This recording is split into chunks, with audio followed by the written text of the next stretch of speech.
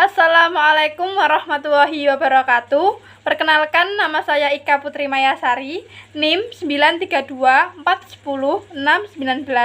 Saya mahasiswa Manajemen Pendidikan Islam semester 5, Institut Agama Islam Negeri Kediri.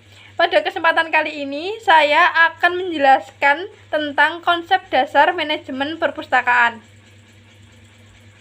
Sebelum membahas tentang manajemen perpustakaan, setidaknya kita harus mengetahui apa itu manajemen.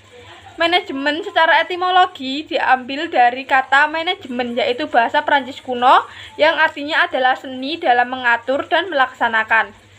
Manajemen dapat juga didefinisikan sebagai upaya perencanaan, pengkoordinasian, pengorganisasian, dan pengontrolan sumber daya untuk mencapai sasaran yang efisien dan efektif.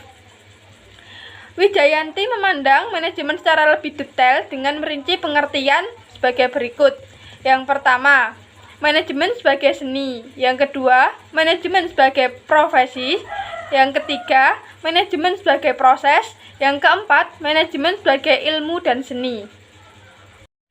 Dalam manajemen juga terdapat beberapa fungsi. Fungsi yang pertama yaitu perencanaan atau planning. Planning mencakup kegiatan pengambilan keputusan karena termasuk pilihan alternatif keputusan.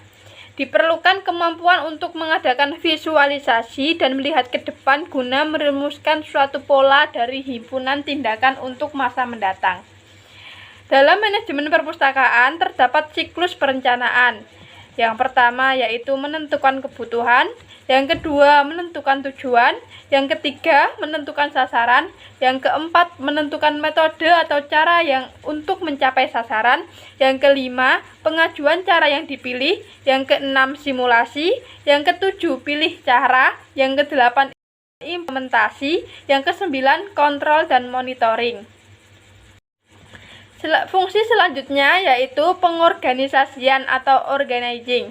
Pengorganisasian dalam perpustakaan merupakan pengaturan orang atau personalia untuk tercapai tujuan organisasi yang mencakup pengelompokan aktivitas yang diperlukan, serta pengalokasian atau pembagian aktivitas kepada setiap personil dalam perpustakaan.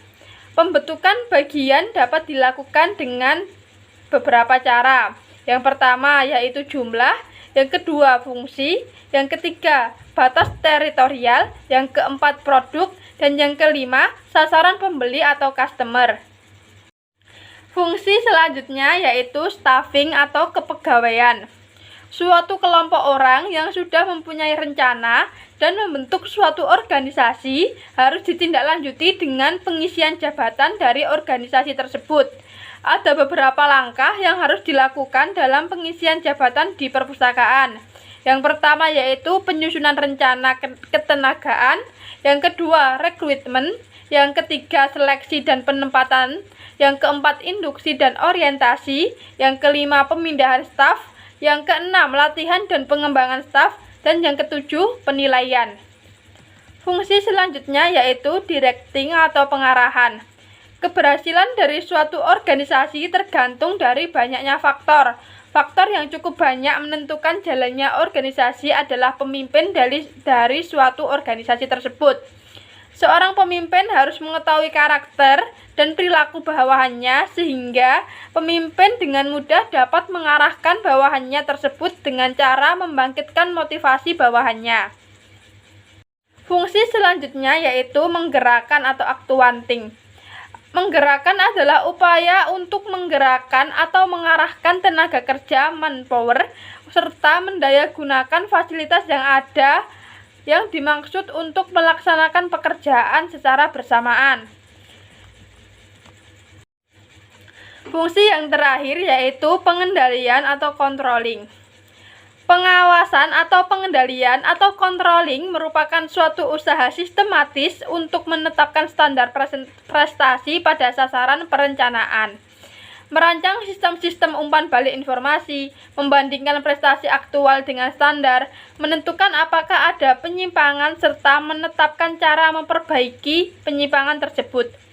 Fungsi pengawasan ini dilaksanakan oleh setiap pimpinan di semua lini, mulai dari kepala perpustakaan sampai kepala unit terkecil di perpustakaan. Tujuan pengawasan adalah untuk menemukan kelemahan atau kesalahan, kemudian diluruskan serta menjamin bahwa kelemahan atau kesalahan tersebut tidak terulang. Langkah-langkah dalam pengawasan yaitu 1. Menentukan atau membuat standar. 2. Mengukur hasil yang dicapai dan membandingkannya dengan standar. Yang ketiga, memperbaiki penyimpangan bila ada atau ditemui penyimpangan-penyimpangan. Selanjutnya yaitu manajemen dan lingkungan perpustakaan. Manajemen dalam perpustakaan bisa diartikan dengan mengatur, mengarahkan, membimbing, mengendalikan, mempengaruhi pustakawan agar dapat bekerja, berkarya, dan melakukan tugas-tugas kepustakawanan untuk mencapai tujuan perpustakaan. Menurut Undang-Undang Nomor 43 Tahun 2007 tentang Perpustakaan, perpustakaan sebagai institusi pengelola koleksi karya tulis, karya cetak atau karya rekam secara profesional dengan sistem baku untuk memenuhi kebutuhan pendidikan, penelitian, pelestarian informasi, dan rekreasi para pemustaka. Misalnya yang memiliki tujuan untuk membantu pemustaka dalam menyediakan informasi untuk kegiatan penelitian, pembelajaran, dan pengabdian masyarakat. Maka untuk memenuhi tujuan tersebut, perpustakaan melakukan berbagai kegiatan, diantaranya yaitu kegiatan menghimpun koleksi melalui kegiatan seleksi dan pengadaan koleksi, pengelolaan bahan pustaka, promosi perpustakaan, perawatan koleksi, dan pelayanan koleksi. Dalam manajemen perpustakaan juga perlu pengembangan sumber daya manusia. Sumber daya manusia perpustakaan bisa dilihat dari pustakawan, tenaga profesi lain, dosen atau peneliti, tenaga teknologi informasi, tenaga perpustakaan, dan pembantu umum. Sumber daya manusia ini merupakan salah satu unsur yang sangat menentukan keberhasilan perpustakaan. LASA 2005 mengatakan, lingkungan kerja yang baik akan mempengaruhi hasil kerja seseorang. Atas dasar pandangan tersebut, maka pengendalian pengaruh lingkungan dan fasilitas kerja terhadap kondisi lingkungan kerja perlu diperhatikan. Dalam ruangan perpustakaan harus terdapat penerangan yang cukup memadai, tidak terlalu kecil, juga tidak terlalu berlebih-lebihan. Karena jika penerangan berlebih-lebihan, maka akan menyebabkan kesilauan pada mata dan akan mengganggu konsentrasi pengunjung dalam membaca buku. Lingkungan perpustakaan juga memerlukan lingkungan yang kondusif. Maka dari itu, mempertahankan agar suara dalam ruangan kerja itu tetap kondusif sangatlah penting. Suara-suara yang dihasilkan baik yang berasal dari luar maupun berasal dari dalam perpustakaan sangat mengganggu bagi petugas perpustakaan. Karena suara yang dihasilkan itu terlalu bising, suara-suara tersebut mengganggu mereka dalam bekerja karena mereka akan susah untuk berkonsentrasi dan resiko kesalahan akan lebih sering dilakukan. Dalam lingkungan perpustakaan juga harus terdapat peningkatan dalam kebersihan, karena lingkungan kerja yang selalu bersih dan rapi akan menimbulkan kesan positif bagi petugas perpustakaan maupun pemustaka.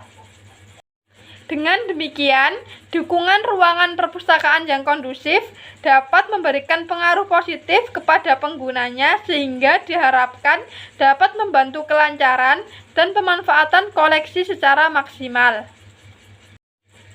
Beralih ke pembahasan selanjutnya yaitu perencanaan strategis manajemen perpustakaan.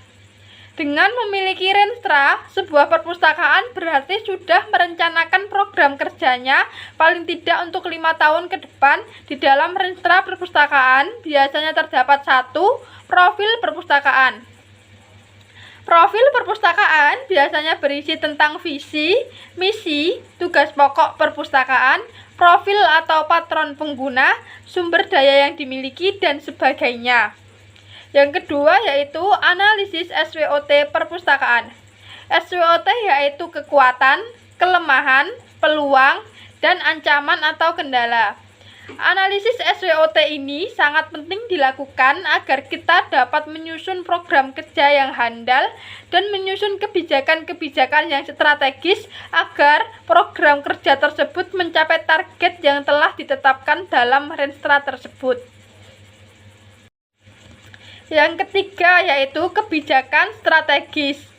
Kebijakan strategis adalah deskripsi tentang langkah-langkah apa yang harus dilakukan agar kekuatan yang dimiliki menjadi lebih optimal.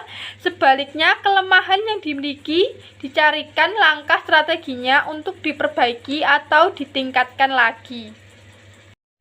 Selanjutnya yang keempat yaitu program kerja. Program kerja perpustakaan meliputi seluruh kegiatan di perpustakaan, mulai dari pengadaan, pengolahan hingga layanan. Program kerja dibuat selengkap mungkin dan sebaik mungkin. Program kerja yang baik akan mendatangkan simpati banyak pihak untuk membantu kita memajukan perpustakaan. Yang kelima yaitu kegiatan. Kegiatan adalah rincian dari program kerja. Satu program kerja bisa saja terdiri dari lebih dari satu kegiatan, bisa 2 atau 3 kegiatan atau bahkan lebih. Kegiatan harus dideskripsikan atau ditulis dengan jelas, mulai dari nama kegiatan, maksud dan tujuan kegiatan, waktu dan tempat pelaksanaan kegiatan, dan target yang hendak dicapai dalam kegiatan tersebut. Yang keenam yaitu anggaran. Untuk melakukan setiap kegiatan, pasti memerlukan anggaran. Buatlah anggaran yang terperinci, lengkap, dan kalau bisa tidak ada yang terlewatkan. Buatlah anggaran yang rasional, logis, dan bermakna. Yang ketujuh yaitu jadwal kegiatan. Jadwal kegiatan atau biasa disebut dengan schedule time harus juga dibuat dalam renstra ini, sehingga setiap program kerja dan kegiatannya jelas waktu pelaksanaannya. Misalnya, dilaksanakan pada tahun pertama, tahun kedua, atau tahun ketiga, atau tahun seterusnya. Itu target. Tentu saja setiap program atau kegiatan memiliki target pencapaian.